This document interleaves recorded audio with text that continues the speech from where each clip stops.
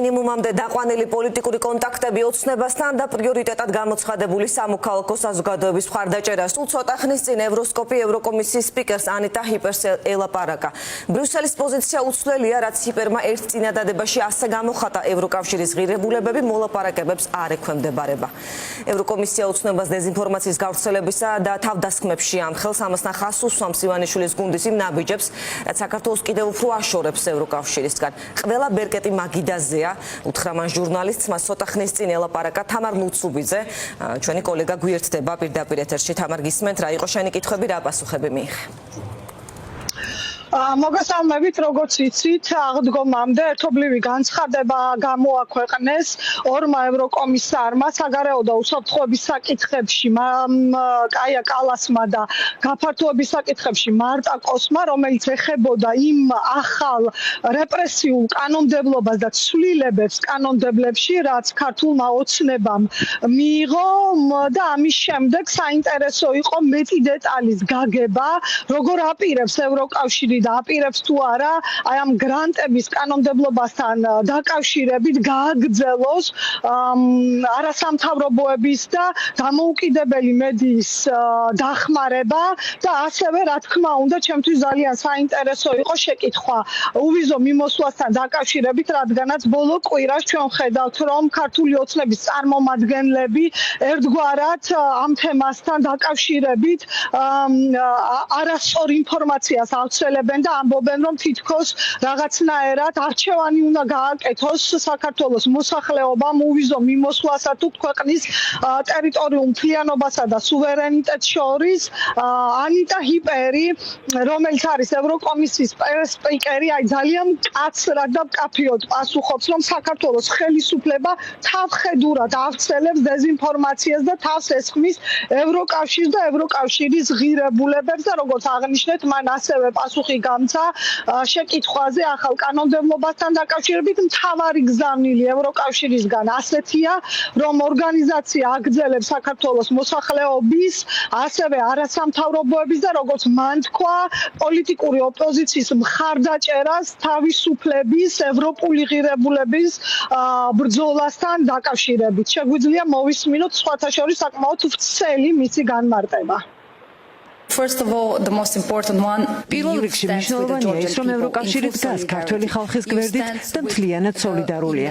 ევროკავშირი დგას დამოუკიდებელი მედიის, სამოქალაქო საზოგადოების და პოლიტიკური ოპოზიციის გვერდით, რომელიც მამაცურად იბრძოდა ღირებულებებისთვის, დემოკრატიისთვის, სიტყვის თავისუფლებისა და ასევე ევროკავშირისთვის.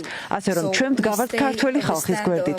საქართველოს ხელისუფლება თავხედურად ავრცელებს დეზინფორმაციას, თავს ესხმის ევროკავშირს და ევროკავშირის ღირებულებებს. ჩვენ კატეგორიულად უარყოფთ მათ ბრალდებებს, რაც შეეხება ინტეგრაციის პროცესს ან რაიმე სახის ჩართულობას, ვიზა ლიბერალიზაციას, ევროკავშირის ღირებულებები მოლაპარაკებებს არ ექვემდებარება.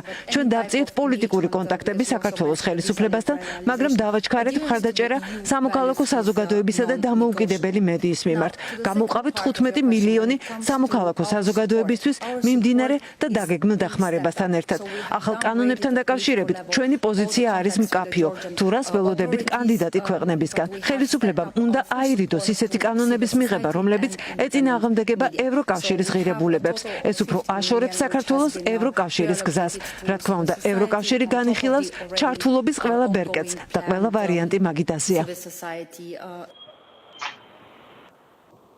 ანიტა ჰიპერმა, როგორც მოისმინეთ, აღნიშნა თავის საპასუხო განცხადებაში, რომ პოლიტიკური დონე კონტაქტის არის დაწეული და ამას თუნდაც ისიც მოწმობს, რომ რამდენიმე დღის წინ ევროკომისარი საგარეო და უსაფრთხოების საკითხებში კაია კალასი ვიზიტით იმყოფებოდა მოლდოვაში, სადაც შეხვდა ქვეყნის პრეზიდენტს და ასევე პოლიტიკოსებს და არასამთავრობოების წარმომადგენლებს. იქიდან კი ვიზიტით იყო ბაქოში, ანუ ევროკომისარი ფაქტიურად რეგიონში იმყოფებოდა და საქართველოზე არც ერთი სიტყვაც კი არ თქმულა ამ ვიზიტის დროს, არათუ საერთოდ საქართველოში ვიზიტზე იყოს საუბარი. და კიდევ მეორე ჩემი აზრით საინტერესო დეტალი, ანიტა ჰიპერმა განაცხადა, რომ მაგიდაზე დევს ყველა ბერკეტი, ანუ აქ საუბარი არის საპასუხო ზომებზე, თუ კი ქართული ოცნება არ გადახედავს თავის პოლიტიკას და გააგრძელებს სვლას მას ევროინტეგრაციის საწინააღმდეგოდ და ამ საპასუხო ზომებში, როგორც მაყურებელმა იცის, რა თქმა უნდა, არის პერსონალური სანქციები, რომელზეც მიღწევა ერთობლივად ვერ ხერხდება უნგრეთის და სლოვაკეთის გამო და ასევე დღეს უკვე ითქვა, რომ ერთ-ერთ ბერკეტად, რა თქმა უნდა, რჩება კლავაც უვიზო მიმოსვლა საქართველოსთან, რადგანაც საქართველო იმ ძირითად დებულებებს არღვევს, რის მიხედვითაც საქართველოს მოსახლეობას მიენიჭა უვიზო მიმოსვლა, თუმცა ევროკავშირში არაერთხელ გააკეთა განცხადება, რომ ეს იქნება ბოლო ბერკეტი, რასაც ორგანიზაცია გამოიყენებს სწორედ ქართველი ხალხის გამო. კი, გასწორდა.